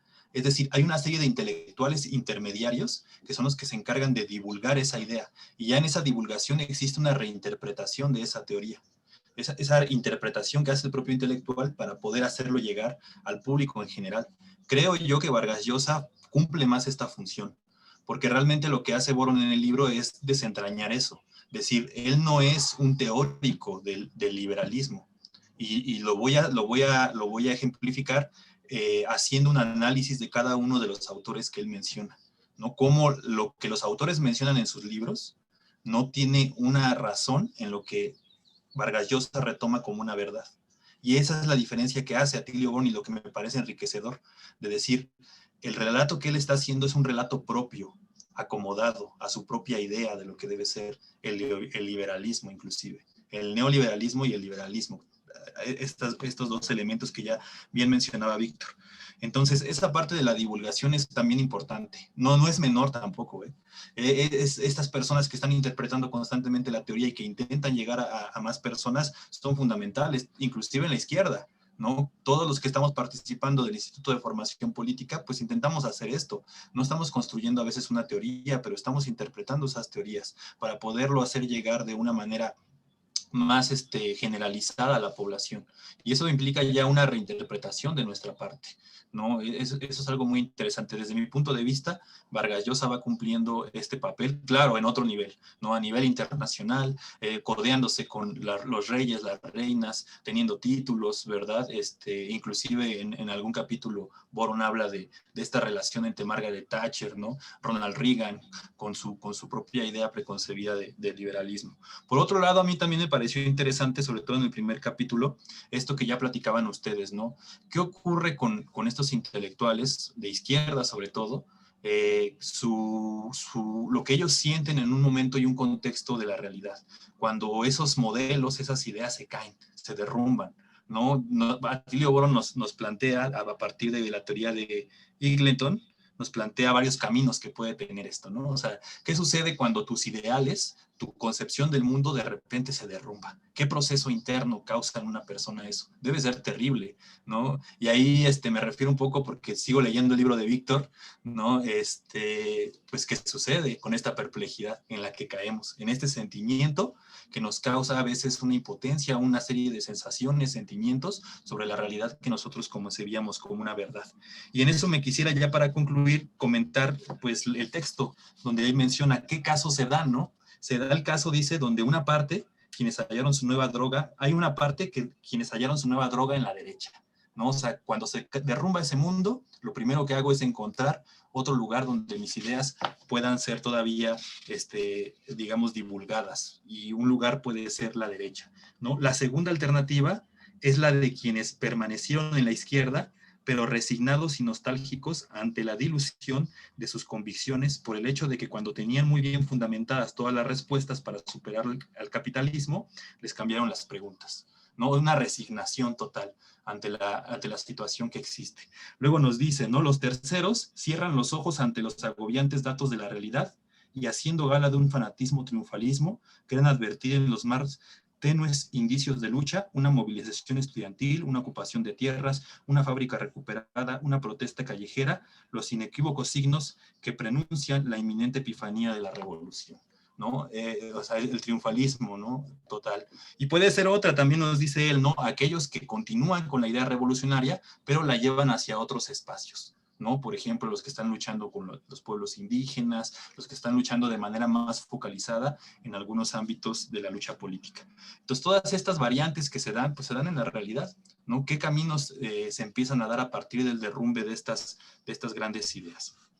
Eso me parece muy interesante porque el caso de Vargas Llosa, digo, es un caso radical, ¿no? Pero ocurre también del lado de la izquierda, en el sentido de decir el triunfalismo total, ¿no? A hablar sobre que estas narrativas o estos, digamos, errores que se han cometido nunca existieron.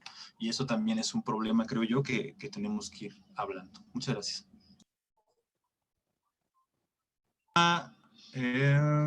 Gabino, por favor, y después Orlando. Sí, bueno, otro tema que quiero rescatar precisamente es el de los intelectuales también como enemigos de la libertad, ¿no? Así como también se plantea en este texto, en particular en el capítulo 6, si no me equivoco, en donde precisamente se critica al intelectual por el lenguaje que maneja, ¿no? Un lenguaje muy denso, un lenguaje muy técnico, un lenguaje que no está dirigido a la población en general, sino a un sector de intelectuales o máximo al sector académico, pero no al resto de la población, ¿no? Bueno, ese es el argumento que precisamente usan los Vargas Llosa pues, para desacreditar a aquellos intelectuales que tratan de analizar la realidad, no solo analizarla, sino investigarla, ¿no? Porque finalmente, si no se hace ese trabajo de investigación, pues no hay sustento pues, para poder teorizar al respecto, ¿no? Entonces, sí quiero señalar eso porque el ataque contra ese tipo de intelectuales es también muy violento, ¿no? Muy radical. Se excluye de todos los espacios, se descalifica, se malmira, en fin, se trata a toda costa de hacer a un lado, porque precisamente ese sector de intelectuales está vinculado a través de la investigación, sobre todo con la realidad, pues nos muestra cosas que el grueso de la población ni siquiera imagina. Yo recuerdo un caso en el 2017, al escuchar Radio UNAM, en donde un investigador de la Facultad de Economía da el dato de que el estado de Puebla tiene 2 de los 3 municipios más pobres, no de México, no de América Latina, no de América, sino del planeta entero, ¿no? Por ejemplo, a mí esa noticia, pues me cayó como si me hubieran vaciado encima la heladera completa, ¿no? O sea, realmente me cimbró, o sea, me hizo pensar bueno, en qué situación estamos, que en México, que en mi estado natal existen esos 2 municipios, ¿no? ¿A qué grado estamos llegando pues sí, pues no tengo ni palabras para describir, ¿no? Esta situación a la que estamos llegando ante una economía política que está llevando al extremo de la explotación a México en particular, ¿no? Entonces, yo creo que es importante precisamente comprometernos con este tipo de investigadores, con este tipo de intelectuales que con datos duros, que con datos actuales que a partir de una investigación nos están mostrando la realidad.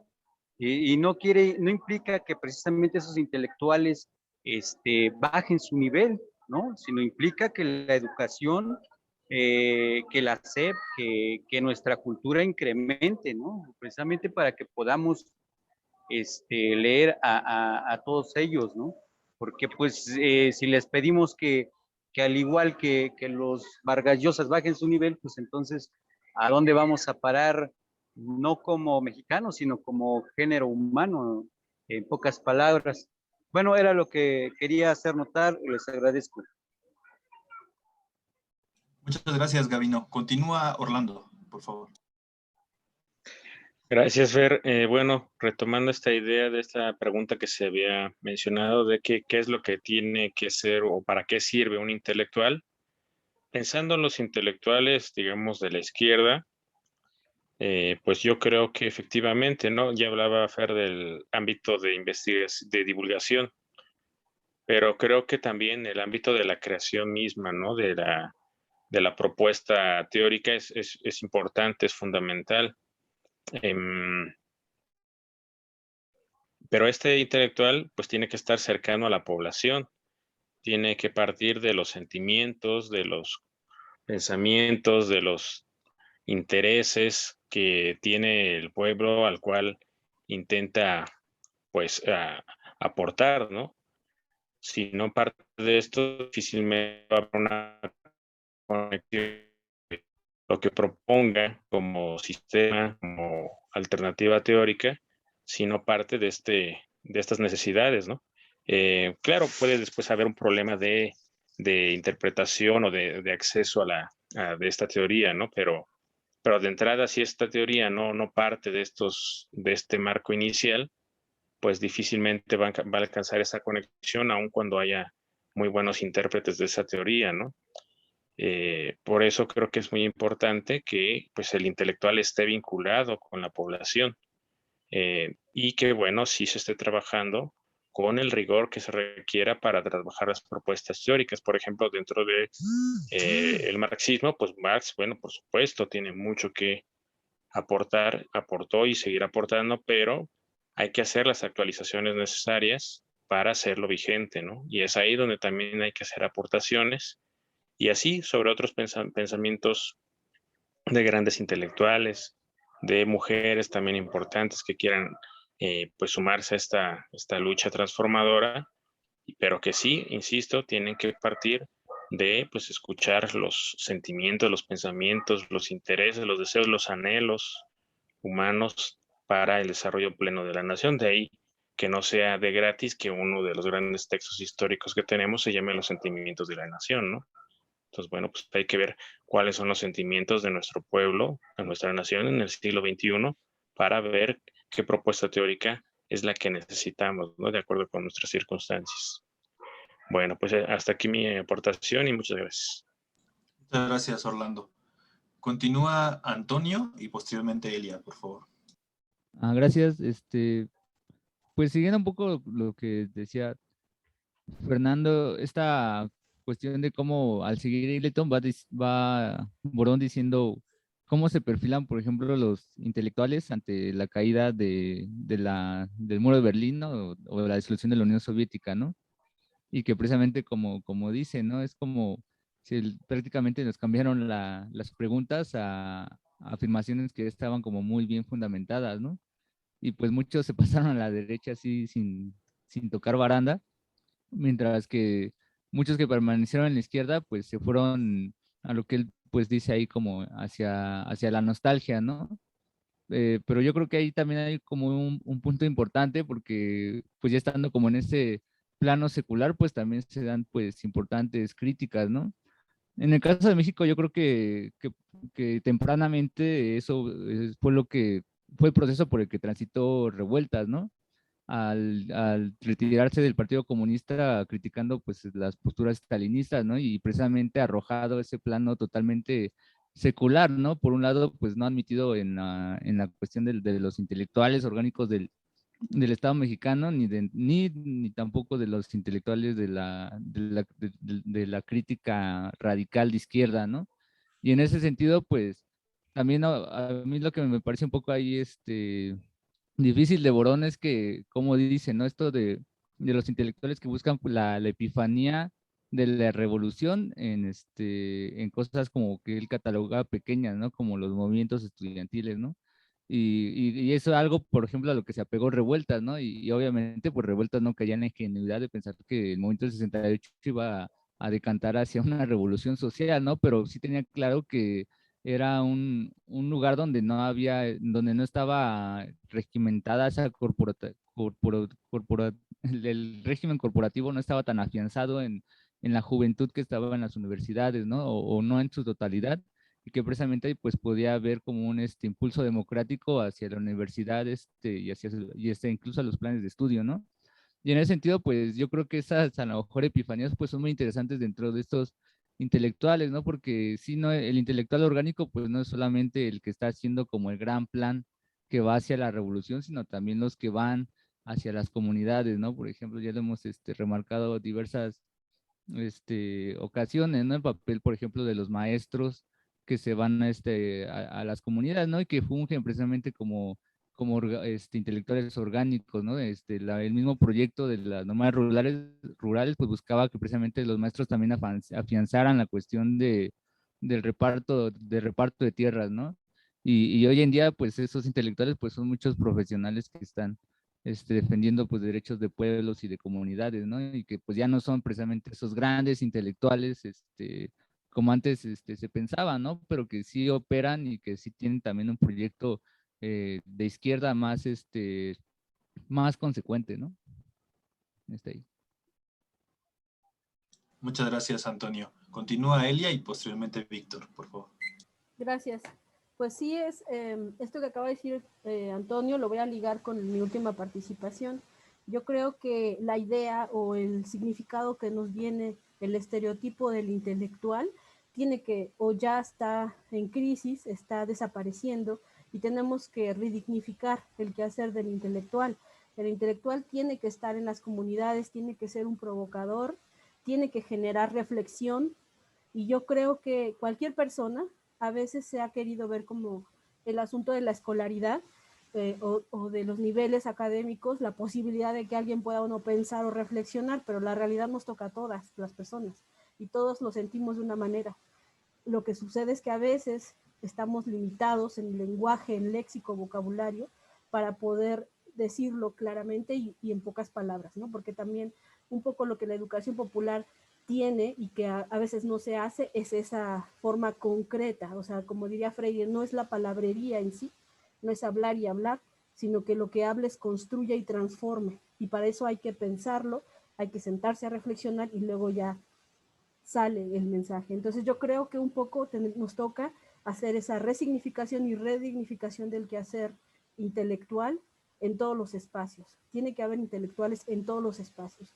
No podemos quedarnos con esa imagen en los medios de comunicación o aquella persona, como bien decía Gavino, que solo porque habla en un lenguaje encriptado, entonces, wow, cuánto sabe. Y lo hemos visto en los espacios del partido, del instituto, gente que llega con su léxico, incluso en una conferencia con Atilio, o el compañero Paisani que está coordinando el instituto, el coordinador académico, se pone a hablar de términos que hasta el mismo Atilio dice, espérate, yo ni siquiera estoy hablando de ese tema, ¿no? O sea, no queramos pretender algo, aunque lo seamos o no, no queramos pretender hacer algo mientras nuestro pensamiento no se pone o se explicita públicamente de manera clara. Ya no voy a decir en términos si son tecnicismos o no, pero que sea clara para cualquiera que te escuche. Eso como un primer momento. En un segundo momento pensemos en esta posibilidad de que nos veamos de verdad como iguales en la población, porque eso de que decimos, es que la señora que vende en la esquina no me va a entender, es que yo voy y le digo que la 4T y no me va a entender. Yo he escuchado compañeros, compañeras así. Y perdónenme, pero no es cierto, es mentira. En los espacios que hemos intervenido con las compañeras del taller de PAN, son personas que si tú les hablas con claridad, ellas generan el conocimiento. Cuando te vuelves tan rústico en términos de tu quehacer, o sea, no quieres ni siquiera pulir tantito lo que estás diciendo y esperas que, ay, yo les doy esta bibliografía, si gustan saber el tal libro, van a entender de lo que les hablo, ¿no? Entonces, eso me parece que también tenemos que ir cambiando ese tipo de simbolismo sobre lo que es intelectual, lo que es el intelecto. Por eso yo decía, ¿el intelectual para qué?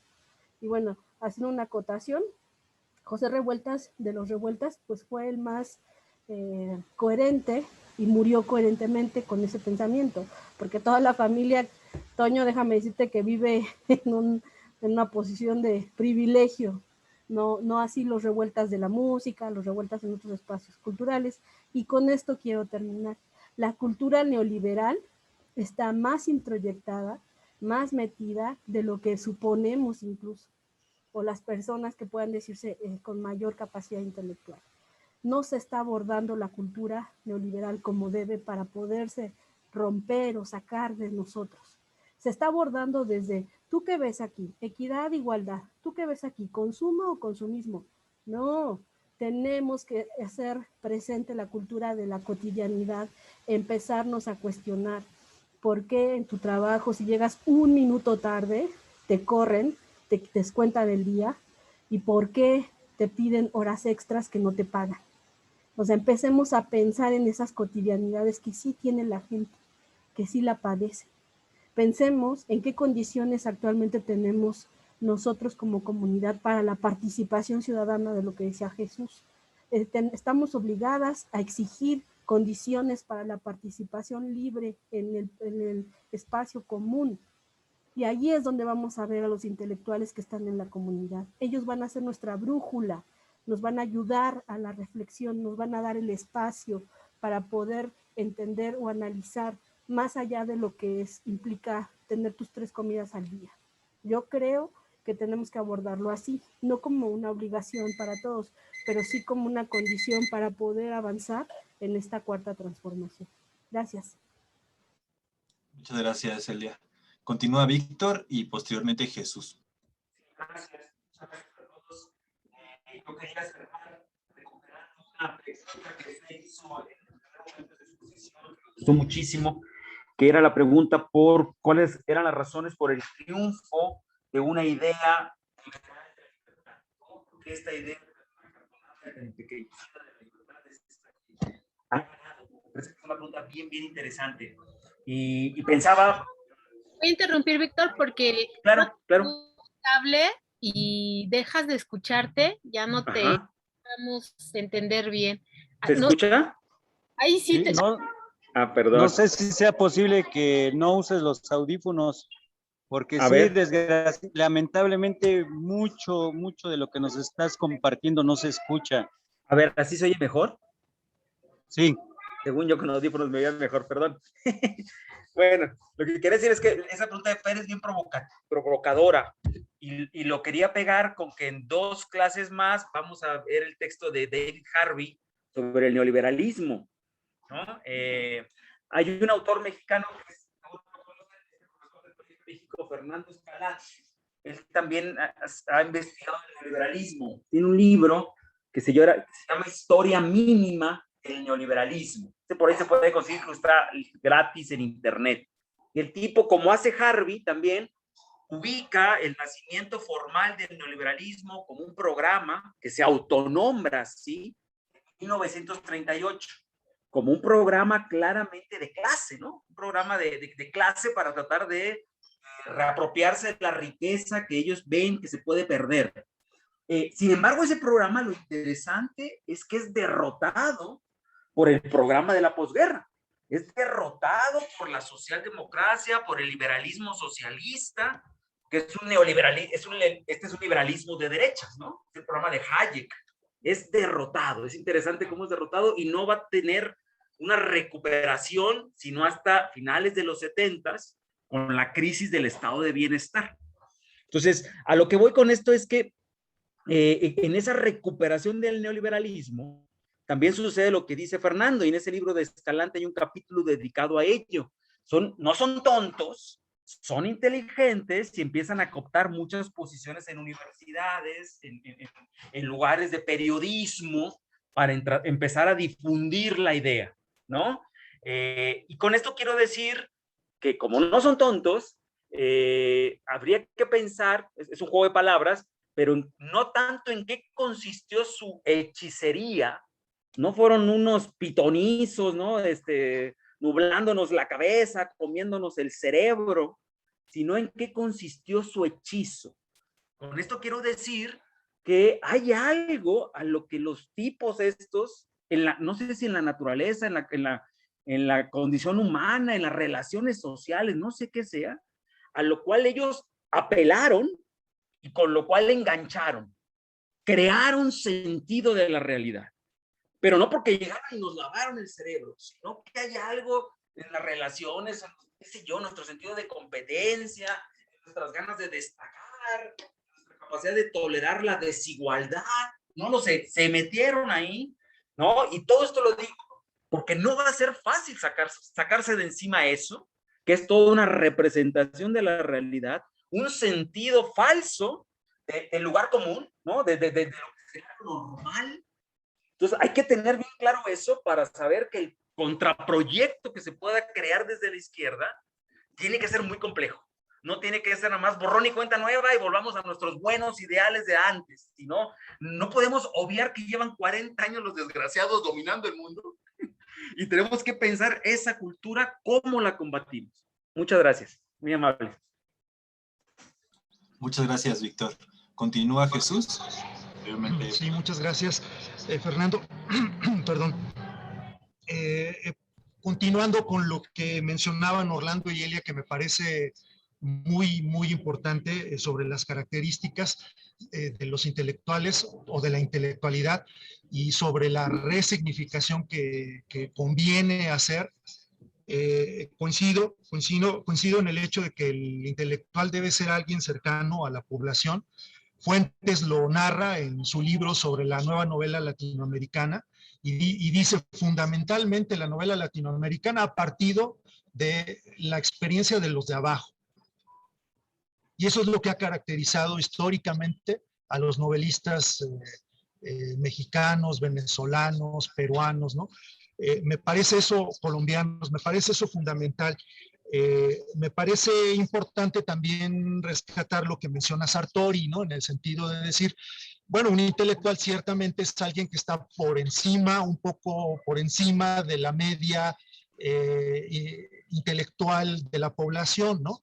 Y que en cierto sentido pues, recurre a un cierto esteticismo en su práctica, ya sea artística, ya sea periodística, ya sea intelectual, y que de alguna manera esto lo lleva a formular las cosas de manera elegante, ¿no? Creo que por sobre todas las cosas, la objetividad es importante, aún siendo muy subjetivos, cierta clase de trabajos como la creación artística, pues se puede ser objetivo también a la hora de plantear las cosas, empático, porque es indispensable poder ponerse en el lugar de todos, crítico, autocrítico, que busca la justicia, me parece también sería una cuestión importante plantear. Y lo que dicen Fuentes y Gabriel Said en estos libros que ya mencioné sobre ellos, aclarar cuáles son nuestros intereses, ¿no? Hoy que estamos, por ejemplo, en el Día Nacional del Cine Mexicano, yo he aprendido mucho de los cineastas y de los actores y actrices mexicanos en el sentido de que ellos sin mayor desparpajo a sus públicos les informan, hice esto porque quiero comer. Hice este trabajo estrictamente porque necesitaba yo tener algo para subsistir, pero el trabajo en el que yo creo es este. El que yo quiero producir es este, ¿no? Porque efectivamente, como decía Irene, es tentador, ¿no? Dejar de estar en la periferia y de pronto pues verse facturando muy padre en el centro, ¿no? Y eso pues sí puede considerarse como una traición. También hay momentos, como ya se puso sobre la mesa aquí muy bien, en que las circunstancias políticas y sociales de las distintas democracias impiden que el intelectual en cualquiera de sus espacios o se retracta o puede ver consecuencias muy graves, ¿no? Que pueden llevar hasta la pérdida de la vida, ¿no? Entonces sí es importante, me parece, en ese sentido, lo que Fuentes y Said comentan en el sentido de explicitar cuáles son nuestros intereses, ¿no? Creo que las universidades como espacios de la educación también tienen una función no solamente educativa, la que señalaba Fuentes en este libro, ¿no? Que dice, bueno, hay que someter a la imagen visual, también a la misma crítica que a la novela, que a la creación literaria, que al periodismo, ¿no? Yo creo que la universidad ahí tiene que cumplir ese factor fundamental educativo y de crítica y de hacer esa crítica, pero además, como lo ha dicho Pablo Gómez, las universidades, en el caso de la UNAM, y creo que es un fenómeno que comparten todas nuestras universidades en México, no son democráticas. Se nos enseña la democracia en las aulas, pero los procesos internos no son democráticos. Entonces las universidades se tienen que democratizar, se tienen que transparentar, tienen que ser plurales. No puede ser como pasa en el campus Estado de México del TEC, que renuncien a la producción editorial y que digan nosotros promovemos la descentralización en todo el país, en todo lo que hacemos, menos en nuestra casa, ¿no? Cuando tú te acercas con ellos y les dices, quiero escribir este libro con mis experiencias sobre el periodismo, que te contestan, no, eso lo tiene que decidir allá Monterrey, desde el campus central, ¿no? Eso no puede ser, ¿no? Nuestras universidades tendrían también que asumir y debemos exigírselo, gracias Fernando, esa idea, ¿no? Comprometerse con esas ideas, someter a los políticos, me parece fundamental también entonces a la misma crítica, ¿no? El hecho de decir, tu ideario político y tu práctica política van de la mano. Y bueno, pues básicamente creo que es eso, ¿no? El establecer un mínimo de congruencia me parece que es fundamental y está a lo largo de todo este texto de Borón, que insisto, no tiene desperdicio. Me parece que ha sido muy aleccionador el compartir con ustedes este debate, que creo que ha sido muy enriquecedor. Y pues ojalá que lo único que deseo es que pues todo esto lo podemos poner en práctica y que yo algún día pueda compartirles también mis experiencias, ya sea por escrito o verbalmente, de lo que he vivido en el periodismo, que tiene mucho que ver con todo esto que pasa en la República de las Letras. Muchísimas gracias, Jesús. Y a mí me gustaría dar continuidad a esto que comenta Jesús y poner en el centro este asunto de que la importancia de las ideas, creo yo, es que son tan importantes porque se pueden volver tan relevantes porque pueden crear también instituciones. Y estas instituciones, como ya lo decía Irene, responden a un contexto histórico, a una forma en que estas ideas se van acentuando en la sociedad. Y voy a poner un ejemplo de ello, ¿no? La academia, que ya comentaba ahorita Jesús. O sea, la academia es un ente vivo que se va transformando. De esa academia más radical que vivimos en la época de los 60s, hoy queda poco. Hoy quedan espacios marginados de ello, ¿no? Inclusive en las escuelas públicas como la UNAM. Y tenemos escuelas particulares que promueven otra serie de ideas dentro de ese espacio, ¿no? Un compañero me decía, él es marxista, y me decía, es muy difícil estar en un doctorado y hablar sobre marxismo, porque al marxismo se le ve como algo que ya está en el pasado, que ya no puede aportar nada hacia el futuro, y por lo tanto la idea que yo tengo del marxismo es muy difícil llevarla a un contexto teórico en mi doctorado. Y ese es un ejemplo de cómo lo que decía Irene, las condiciones materiales, en este caso de la propia institución, limitan de alguna manera el actuar intelectual, por ejemplo. Ese es un ejemplo claro de la limitación. Otro ejemplo, yo les platico rápidamente, yo antes trabajaba limpiando baños, ¿no? En el exconvento de San Hipólito. Y recuerdo una anécdota donde un señor se me acercó, porque ahí en las fiestas que hacían, pues ya se imaginarán qué tipo de fiestas eran, ¿no? Pues es gente pues ahora sí que de la alta sociedad de la Ciudad de México. Y me acuerdo que en ese momento a mí se me acerca un señor y me empieza a hacer la plática, ¿no? Porque yo vendía dulces adentro del baño. Entonces, en esa plática que él me comienza a hacer, sale a la luz, me dice, lo que pasa es que yo no me siento bien, yo estoy en la fiesta, pero no me siento bien, porque están platicando, porque él venía con sus jefes y que platicaban sobre el tema de la bolsa, ¿no? Y me estaba ahí diciendo todo lo que platicaban. Y yo no me siento en ese espacio como alguien que pueda aportar, como alguien que pueda inclusive interactuar con estas personas. Y fue más sencillo para él irse a platicar conmigo a un espacio donde él se sentía pues con la posibilidad de entablar un diálogo. Creo yo que son espacios que debemos formar, espacios de diálogos entre los que compartimos una idea, una necesidad, como lo que decía Irene, un interés, si lo queremos ver desde la teoría marxista, pues un interés de clase, ¿verdad? Pero son esos espacios los que debemos de ir formulando, ir creando y retomar estas ideas de lo que yo retomaría lo que comentó Elia, ¿no? Del papel que jugamos como intérpretes de esa teoría también y también como agentes activos, lo que decía Orlando por ahí, ¿no? Agentes activos intelectuales en la construcción de nuevas ideas, pero también en la forma de interpretación hacia los otros. Creo yo que ese es el papel que nos debemos llevar. ¿Cómo vamos jugando ese papel de ir construyendo, pero al mismo tiempo ir narrando esos nuevos espacios, ¿no?